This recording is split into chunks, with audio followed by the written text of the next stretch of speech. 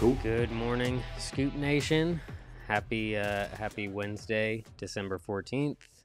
TJ and I are back finally from a long hiatus of just sickness and awful, disgusting December weather, cold, flu, whatever the hell you want to call it. But we are back. We are better than ever, and we are excited to bring you the morning scoop here today. As mentioned, Wednesday, December 14th. Before we dive into everything, you can see his beautiful face there. But before we dive into everything, as always, be sure to like this video and subscribe to the YouTube channel, as well as check out BuckeyeScoop.com and become a member today if you're not already. As we get up to bowl season, get through the college football playoff, there's going to be a lot more content coming out from all of us at the site, and there's some exciting things in the works as well that should be coming out here hopefully sooner rather than later. So you don't want to miss it. Check out BuckeyeScoop.com. Like I said, become a member today. And with that, TJ, my brother, welcome back. How you feeling? Back from the grave, man. Yeah. I feel like we've been like resurrected, man. You know, said a couple prayers for us and burned a little sage. You know, just all the necessities, man. The fruits, the vegetables, the apple cider vinegar, whatever it took, man. Had to burn the demon out of us. But you know, maybe it was just a hangover effect from Michigan. Maybe it's the Wolverine curse. I don't know. Yeah, it was something, and I will be glad if it never comes back. I'll say that. I basically took about, I don't know, decided at the beginning of the month, took a day, and I was like, you know what, I'm going to take a break from, like drinking for a few weeks, and just relax and get ready, for the holidays and whatever else. And then, of course, like, as soon as that happens, I didn't know if I was like withdrawing or like what, but it was not a fun time. Good And old fashioned detox. yeah, right. You got to do it. Cleanse the soul, cleanse the body. So, but we made it. We're alive, thankfully, and we're back talking about Ohio State. Obviously, a lot happened last week as well, so not the best week to be sick and be out and missing a lot of this. But, we had, obviously, the Kevin Wilson news, taking the Tulsa head coaching job. So we've got the promotion then also of Keenan Bailey to tight ends coach. Still questions about offensive coordinator, once he's actually gone. And,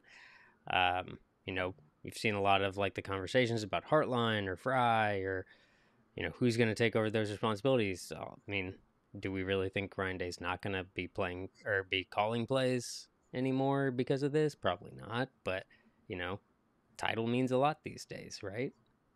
Yeah, so we'll just count on your hand how many times you get a bubble screen, count how many times you do this or that. And I mean, I don't know. I feel like if Ryan Day has been calling the plays, which most of us seem to think he has been, and there's been, word that he does. I mean, I've told you before on some of these shows that, a lot of times there's veto power. A lot of times somebody may recommend something, and that's just what they go with. So to say who really does call the plays 100% of the time, it's hard to say.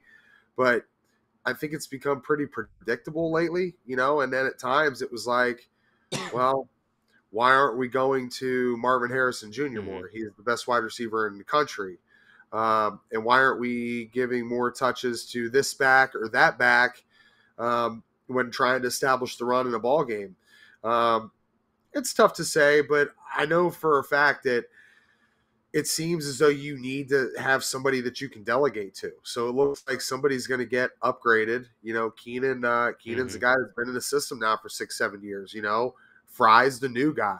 So how does that work? Brian Hartline is a former, player. He's an NFL guy. He's basically got the command of everybody in the country as far as being considered one of the top offensive coaches. I believe there was some people out there, some sites out there that have said he's coach of the year. I mean, I'm not 100% sold on that just because I mean, there's a lot of great assistant coaches out there, first of all, and the criteria is deep. I think he's done a very good job at recruiting. Without a doubt, Brian Hartline, his recruiting's been through the roof, but it becomes easy when you've got three wide receivers that go like what 10, 11, 12 in the draft. Boom. I mean, walk into somebody's house and say, hey, you want to play in the NFL? Come to my school. Best chance out there. Done deal. Yeah. Sign. Yeah, and I like the Bailey promotion. I think it's always good in a program like Ohio State to put a little bit more emphasis towards in-house promotions as opposed to always feeling like you got to go out and get some hot name to come in to replace somebody.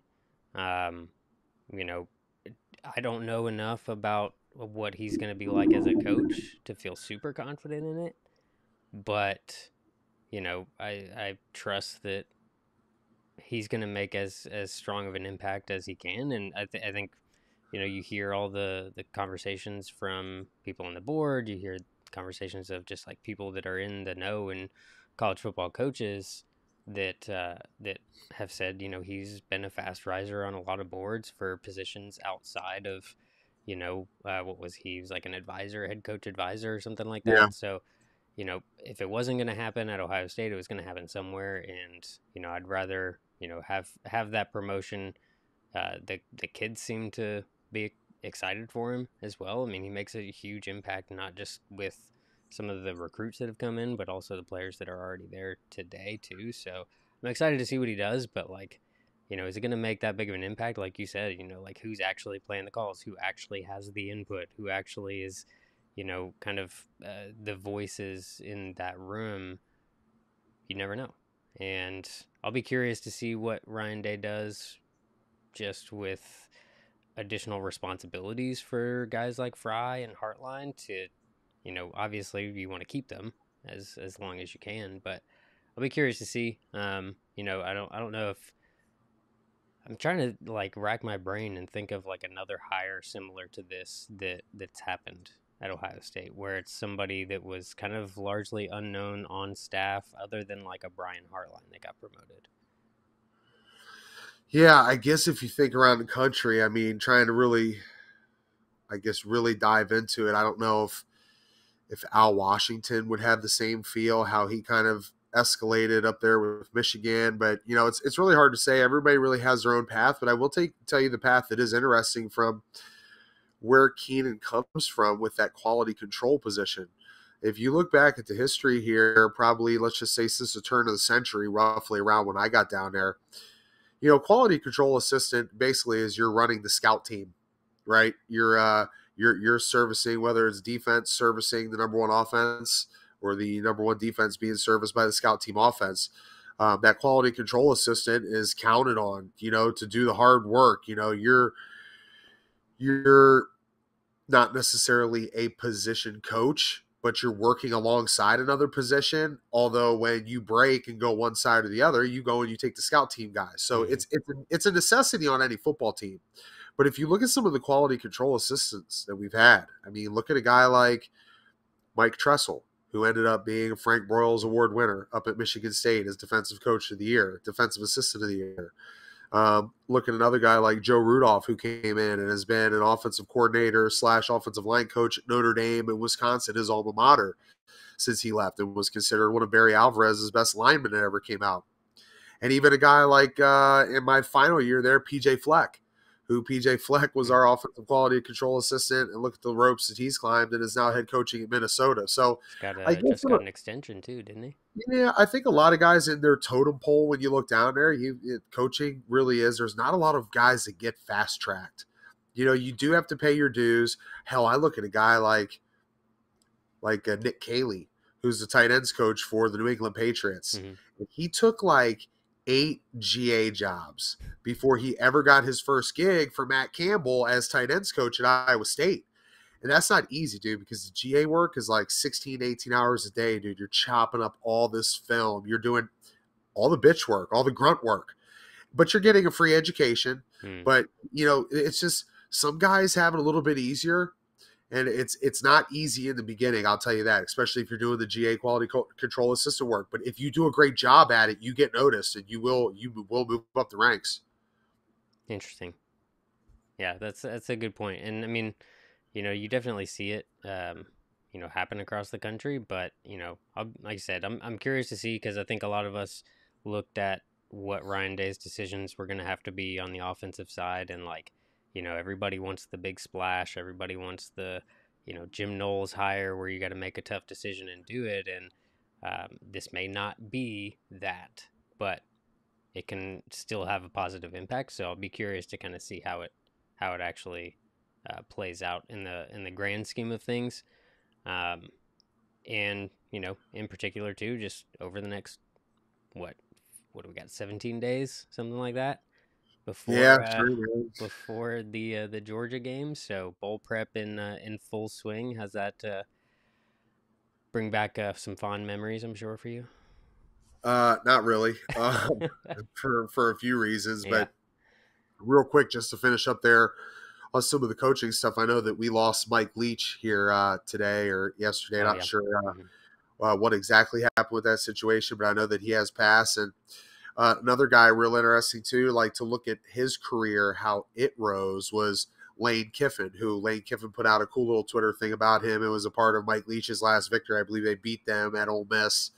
And so, Lane Kiffin, you look at him, like he was a young hot shot, the young gun who could call all the great plays and like couldn't miss, right? Like in his early 20s, and like he got fast tracked. And there's situations that happened in his career along the way, which he's kind of showed himself to be a Hmm. total douchebag at times and do some stupid shit. So, but Lane Kiffin's kind of one of those guys too. I mean, you never really know with coaches, but at the end of the day, though, Mike Leach in college football, we lost a good one with that Yep. cat, man. So he was a guy, Mike Leach, that I think would be cool to have as your coach during bowl practice, because that's really a lot of the bowl practice stuff. It was different for me because we didn't have the Big Ten championship, but I mean, just for the national championship my senior year, we had 51 days off between the day we beat Michigan until we played Florida.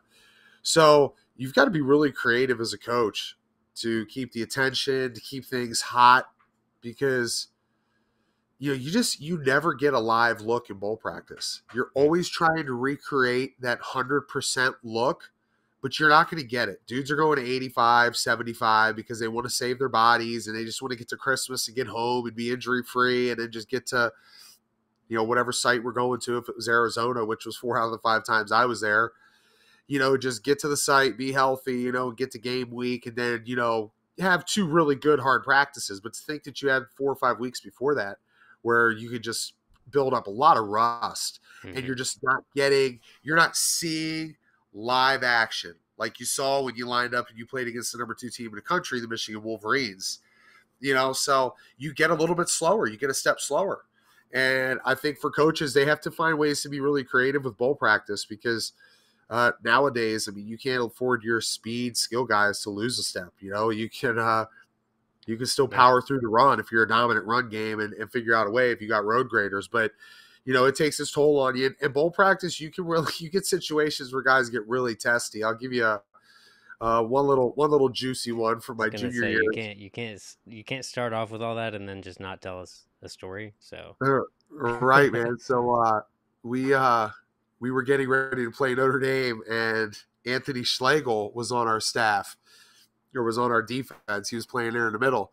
So Anthony was a little rambunctious. Anybody that remembers him, he was known for his training was like he would go out in the backwoods, take his shirt off, go in with a Bowie knife and like run through the woods and the briars, and like jump on the back of a boar hog and like slit its throat.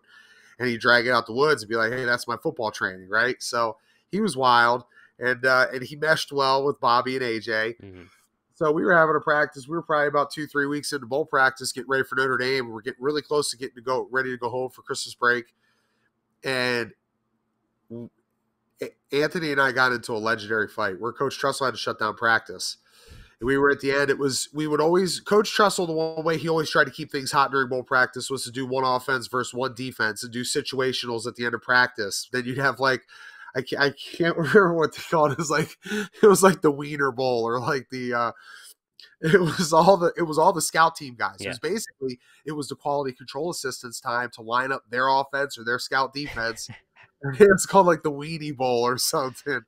But before that, we would do 1-0 versus 1D, and it was live, all the way live. And so Anthony and I, we were about we're about into like a third and long type situation, and we just ended up locking horns, and we just continued to go, and there was punches thrown, and I wasn't backing down and he wasn't backing down, and it turned into a total all out riot between him and I. We were ripping off each other's helmets, attacking each other. And so Coach Tress was like, the intensity was there. We were having a really good Yeah. practice up until that point. And then Anthony and I just hit the tipping point because, like after 10, 12 plays in a row where you're going full tilt against probably the best trio of linebackers in the country, if not ever, to play at Ohio State. And it was just weighing on me. And I took a shot at Anthony, and he didn't like it. And so we went into the fight, and it was like two bulls locking horns. There was no way that you were going to get us out, and nobody was giving an inch. Well, I'll tell. He gave a couple inches. I'm not gonna lie. I know I didn't give it, but he gave a few. And so Coach Tress was just like, screw it. He blew the whistle, called practice. He was pissed off. He knew he couldn't break us up. And then Anthony and I, like 15 minutes later in the locker room, like, yo, what's up, man? You Yeah. good? Yeah. You want to go down to Roosters and have a beer, eat some wings or something? So it was all good after that. But it gets testy. Bowl practice gets testy. Guys just, you haven't seen your family in a while. You had a quick break at Thanksgiving. You're just ready to get home and get, 4 or 5 days off. Go back, see some of your boys. Everybody treats you like royalty when you get back into your hometown, wherever you're from. So it's testy up to that point. It's a long season too, and Yeah. it's the culmination of a very long season, very long off season, very everything that you've worked for up until that point just coming ultimately to a head. So yeah, I mean, makes sense, and I'm sure it's tough to balance it, like you said, over a 3-4 week period where you're preparing for one team, which in this case, if we have to prepare for a team, if we have that time, like I'd rather have the time to prepare for a team like Georgia, that we haven't played, than planning for the rematch, potentially against Michigan. So I mean, I've seen the take thrown out a couple of places where it's like, okay, this was the best case scenario for Ohio State, is have the extra weeks to prepare for Georgia, and yeah, that's probably true, but also like I still don't really want to play Georgia, if I'm Yeah. being completely honest. So I don't know that anybody really wants to play Georgia. The other thing too that's like really weird about bowl practice is like campus always has like this eerie feeling, and again, I'm so removed from what goes on down there, school wise, education wise anymore. But back when I had, I guess you could say, my finger on the pulse of campus, it was weird because we were on quarters, and so like Mm-hmm. right after, it was like empty. Campus was empty. So unless you were a degenerate like myself and you knew places to go and have fun when there was nobody else around, it just felt weird. The campus felt weird. You Mm-hmm. went past the oval, there was nobody walking through it. It was just snow. It was Oh yeah. the lifeblood, which was High Street and Lane, just seemed empty, and it didn't seem full, and it just didn't have the same energy campus. And it was a depressing feeling. Mm-hmm. And that's kind of why you wanted to leave too, because everybody else had gone home for their 2-week Christmas break. And for that extra 7 to 10 days, we were basically there. And it was just, it's because at times you need to get away from some of the dudes on your Yep. team too. Like you need like other people interaction, like some classmates or some friends, and they've all left. You're just basically like 7 to 10 days. It feels like it's military boot camp. Yeah, I mean, I grew up, my dad lived 20 minutes from campus, so I never left campus whenever breaks would happen, really. Like, I'd go and visit family or whatever, but like, I was 15 minutes away from my apartment, so like, I would just go back there. So, yeah, like, I was one of the few, handful of people probably still on campus for football players to interact with, but I just generally stayed at my apartment because it was too cold, anyways. But Yeah. just drink it in the apartment, nice and cheap, free almost.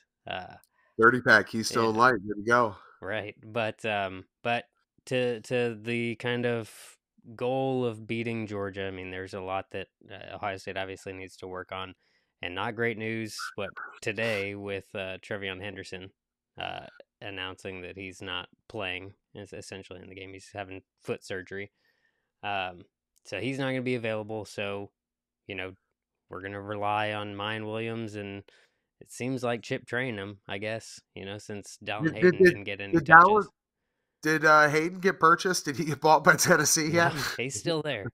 Thank God, because we're going to need him, I'm sure, at I least. heard they were backing up the Brinks truck on Did, campus and trying to make him be a volunteer. well, and That's that did you? NIL for you. Oh, Tennessee will drop whatever they need to drop for everything. But he's from Memphis too, which doesn't make any like he's not like a Tennessee kid. Like Memphis and Knoxville, not the same thing at all. So like let's calm down on the UT train there, guys.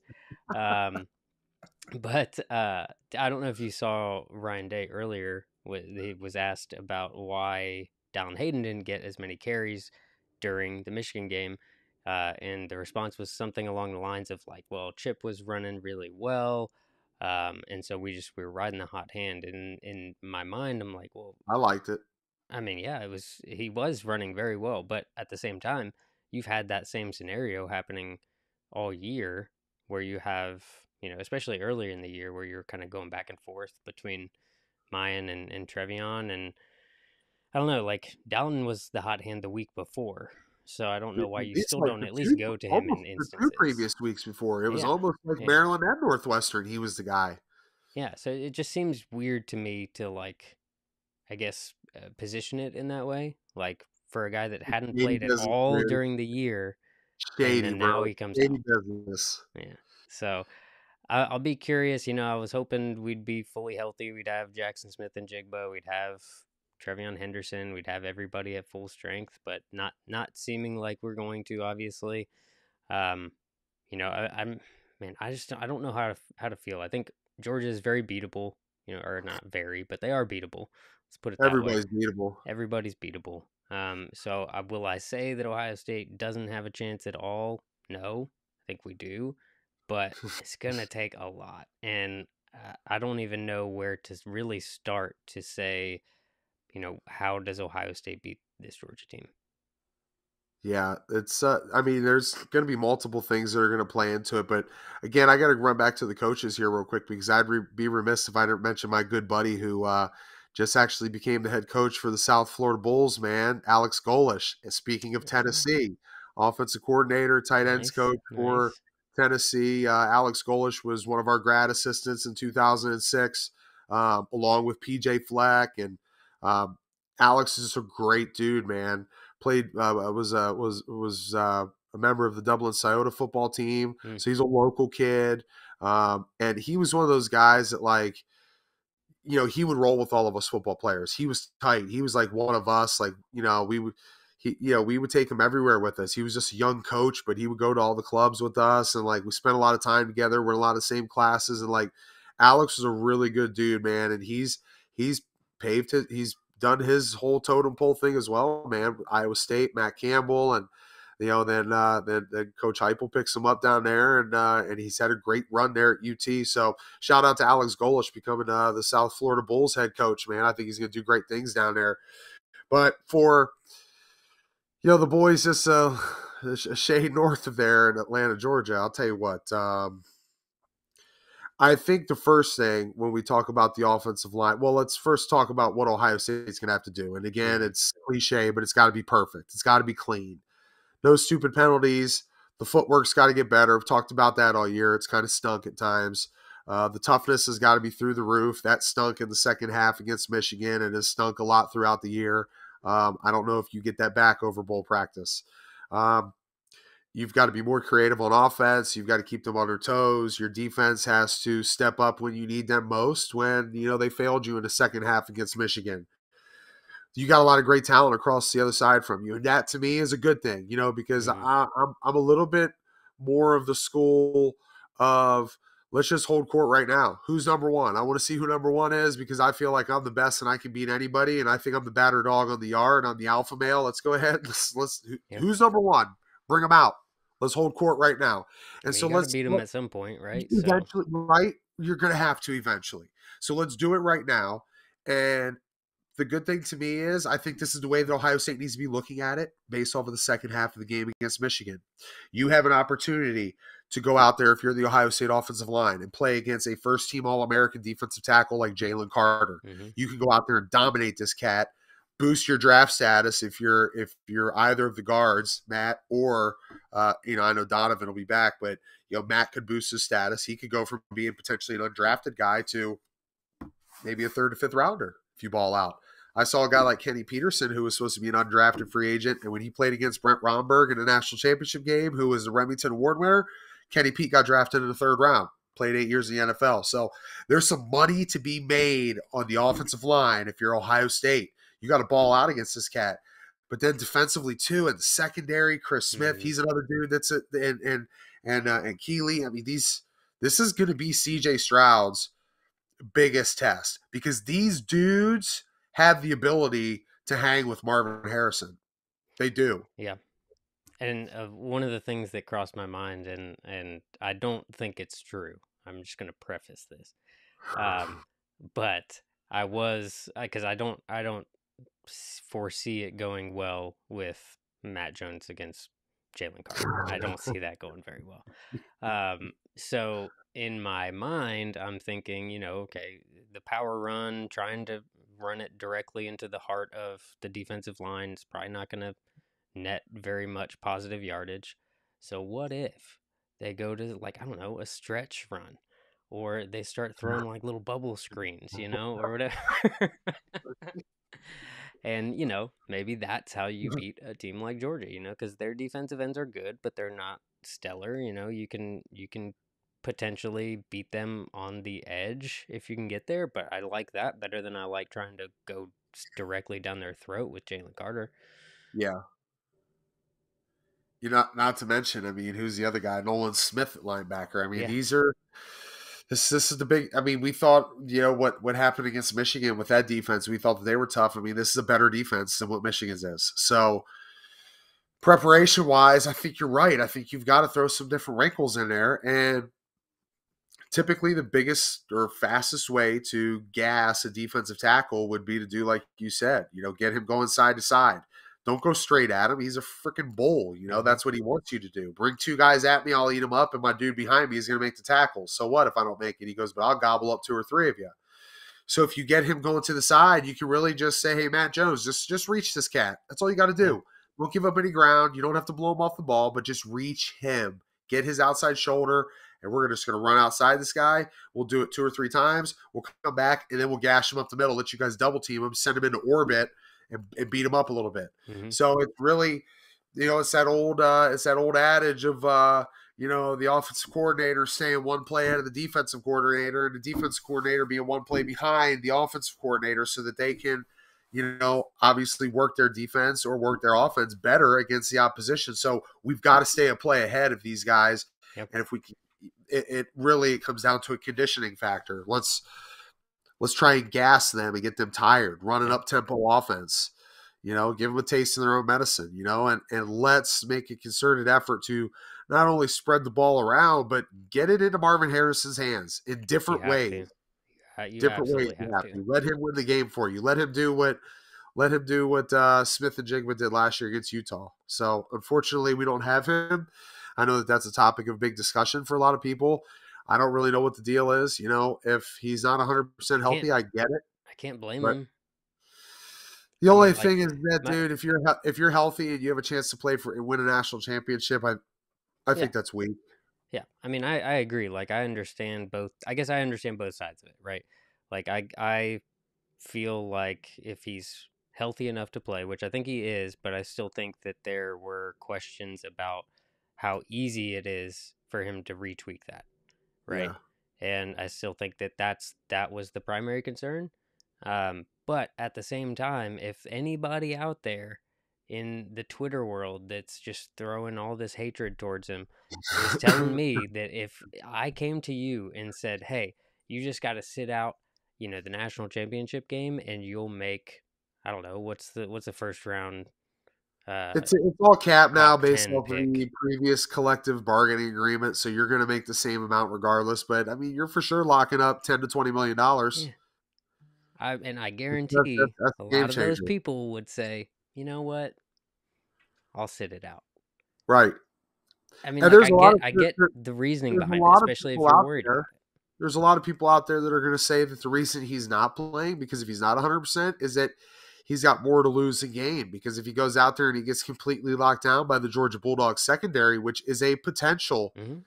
to happen, that you're going to go lesser or you're going to go later in the first round compared to being higher. But if you go out there and you ball out, maybe you go from being the 15th pick to being the top 10 pick. So you're a lottery pick at that point. Or you can just sit out, be guaranteed that you're probably going to go anywhere in the middle of the first round, go have a great combine, and let that speak for itself. Yeah. But I think any scout, any GM, any player personnel guy is smart enough to know to let the play on the field do the talking. And what we see at the combine is just measurables. Hmm. We're seeing some pretty good stuff, like how you flip your hips, all that, how your ball skills, reaction skills. But the real test of a football player is when the full pads are on. You got somebody across from you that, is going to attempt to lock you down as one of the best in the country, and it's live. So I wish Smith and Jigba was out there to be able to show us that. But again, he's the only person that knows what his health is. And, Hmm.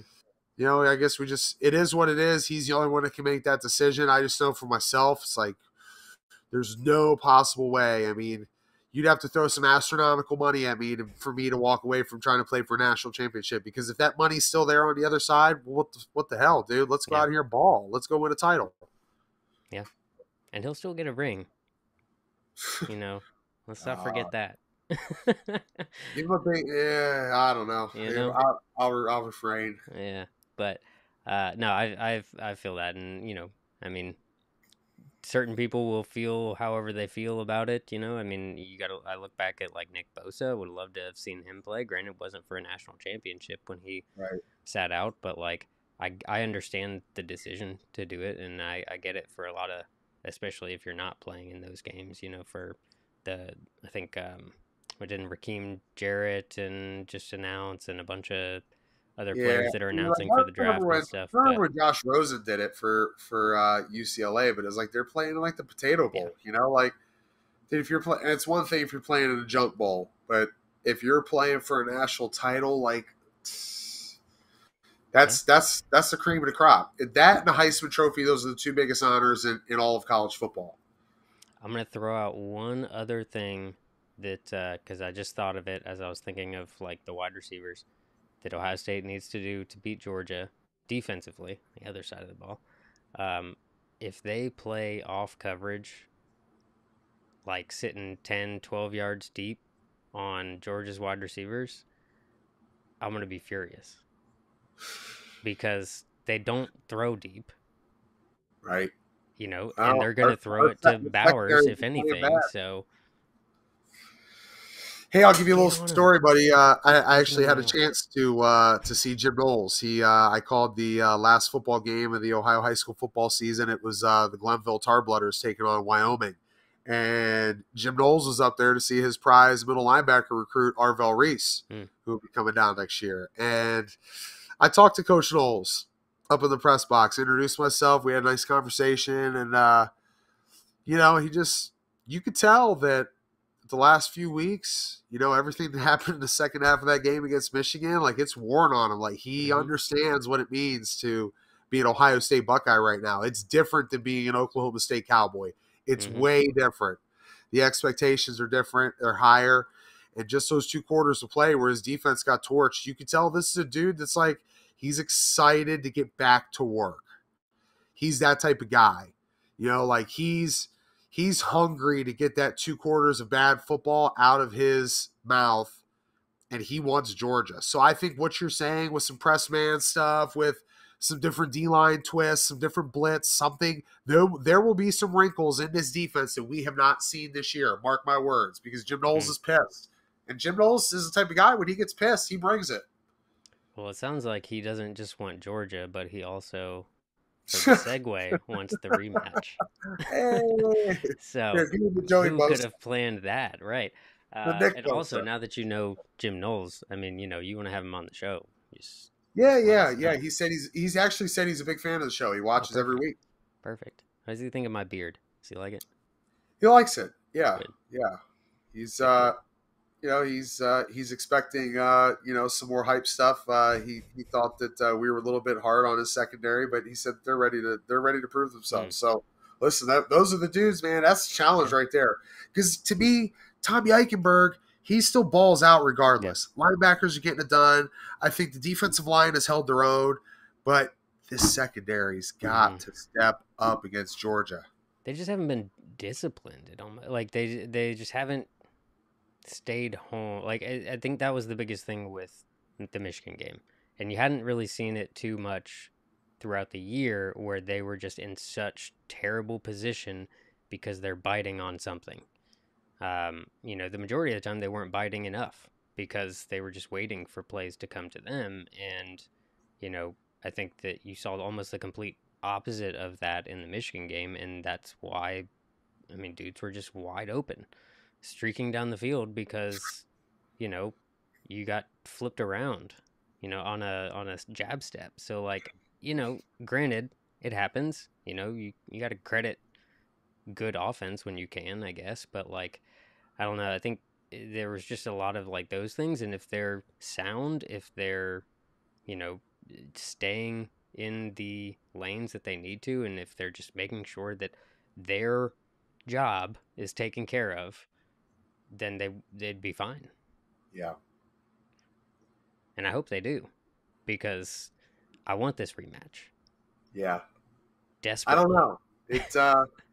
It feels unnatural to me. It Oh yeah. just I think what did I tell our fearless Scoop CEO and Bill the Bank Green is what I have to call him now, and you have to use bank with the quotes around Mm. it like that, like Austin Powers. But wait, let me refresh that. I got a chance to talk to the two legends of Buckeye Scoop last night, so I feel kind of honored. It was maybe my biggest fangirl moment since being a part of Buckeye Scoop to have both those guys at the same time. No, they're actually both huge tools. So if anybody's ever met them before, yeah, they're both dicks. Um, uh, but I told him, I was like, it feels like two cousins like having a baby down in West Virginia. Like it's just like not Mm. natural, like because you've never seen Ohio State, Michigan play twice in one year. You've never seen them play for a national championship. We've seen for the right to go to the national championship. We've seen for outright and shared Big Ten championships, but this is just like on a whole different another level. And if we thought that NIL and certain things like that were starting to the transfer portal were starting to change the landscape of college football, I think for the people that have always wanted a playoff, this just ahead of us expanding it to I believe 12 in 2024 or 2026, whenever it is, I think this is our first taste of what the college football playoff does, Hmm. because other than Cincinnati getting in and getting hammered by Alabama, but for years when I played under the BCS system, it was, when is TCU or Boise State going to win enough games to be able to get their shot? It's just never going to happen. They're never going to get into the top two, but they can get into the top four. And Hmm. so now TCU's got a chance to play in the sing. But this is also going to create the opportunity for Ohio State and Michigan to play each other in a national championship. And it's just weird. Yeah. It's just weird to think about it. Yeah, imagine that. It's going to be in LA too. So like this is the first time outside of the Like, Midwest. it's not going to be Yeah. cold. They're going to be like hot. It's going to be like 85 degrees. Like, what is this? Indoors. I mean, come on. Yeah, Come it's, on. I don't know. It's just crazy. It's kind of mind blowing to me. And from a guy that's been as big a part of the rivalry as anybody, with my dad and I's history and, us being super successful against the opposition in this game, it's just really weird to think about it. But I guess it'll kind of grow on you the more you think about it. Maybe this is good for the rivalry and the game, because it had been so lopsided Hmm. Michigan for the 90s. It had been so lopsided Ohio State for the last 15 to 18 years. And now the tide is turning for Michigan. So maybe what we need after those three different waves that we've had is for them to just line up and play in the national championship game if they can both qualify for it. I think, it'll grow on people. It's starting to grow on me. I don't know that it will ever get quite to the same level, but you know, could be modern day Woody versus Bo. It's 2.0 here. Got guys Yeah, that are yeah. going to stay around for a long tenure and they battle back and forth. You never know. And I guess it's also weird to me because, like, I consider the game that Kirk and I played in, the game of the century in 2006, to be the greatest game in the history of that rivalry. The only time we were number one and number two. And this thing, I'll tell you what, this thing right here, the heat, the fire that will be surrounding this football game with these, the history of this game, the both programs, the traditions, man, you're not gonna have trouble selling any tickets No, to that thing. no, That's no. for sure. I mean, hell, the Peach Bowl sold out in like 5 days, I think, something like that. Crazy. They just sold standing room seats because they ran out and they're trying to get more people in there. So, like, gonna break the Super Bowl record in at the Mercedes-Benz Superdome, whatever. So, like, and that's Georgia. Like, if it's Ohio State, Michigan for the national championship, I mean, they're gonna be gone one in seconds. And I mean, it's just gonna be absurd.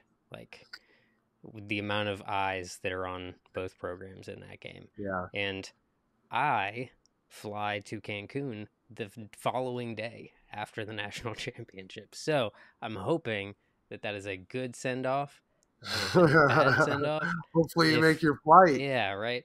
I might just not go to sleep if we win. So, but yeah, it should be an interesting few weeks here as we get loaded Yeah, up here I love for this time of Georgia. year too. I mean, and listen, there's a ton wrapped around the college football playoff, and I think we've got four really super teams in there, man. I think it's going to be fun. I think TCU presents some challenges in Michigan, but this is also, let's not forget, the greatest time of year too, because from one stretch, I believe starting here in just a few days, you've got a bowl game or two like every day. And Mm-hmm. that's just fun, dude. Like when there's football every day, I don't care if it's the Carhartt Bowl or the Music City Bowl. I mean, I'm an alumni of the Alamo Bowl, which I think the Alamo Bowl is a great game. They do a phenomenal job down there. I even got the picture in here. We just pulled it down here the other Nice. day out of the vault, man. And that was talk about giving a little love to the Mm. Oklahoma State Cowboys, Yeah. man. Yeah. Yeah.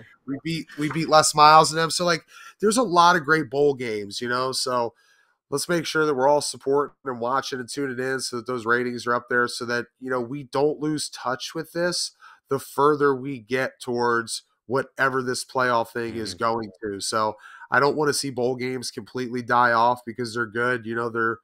It's quality football pitting matchups that you just don't typically see, and that's cool. I mean, I like getting to see, a Rutgers and a Texas El Paso or something. It's just they both might not be upper echelon Division I college football teams, but it's still Division I college football, and that Yeah. matchup just kind of throws some oddball stuff into it, and it's just fun to watch. Yeah. Plus, it's fun to bet on too. And hey, we got Oh yeah. betting coming.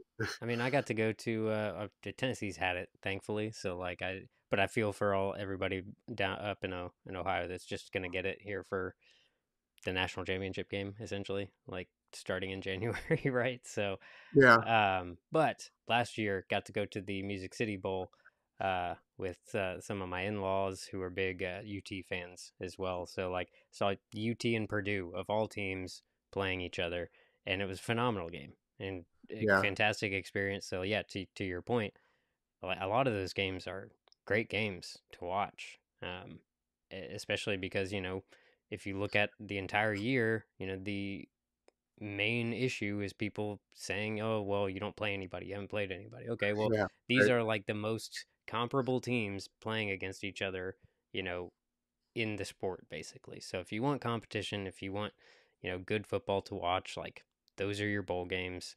Um, and like you said, there's one pretty much every day. So like, what else you got to do?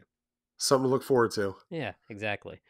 But with that, we are finished here today for the morning scoop. So as always, thank you, Scoop Nation, for listening. Thank you for watching.